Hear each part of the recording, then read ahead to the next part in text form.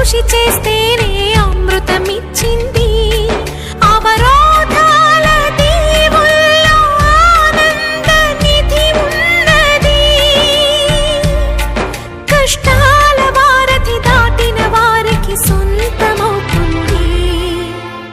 తెలుసుకుంటే సత్యమిది, తలచుకుంటే సాధ్యమిది. మౌనంగానే ఎదగమని మొక్క నీకు చెబుతుంది. ఎదిగిన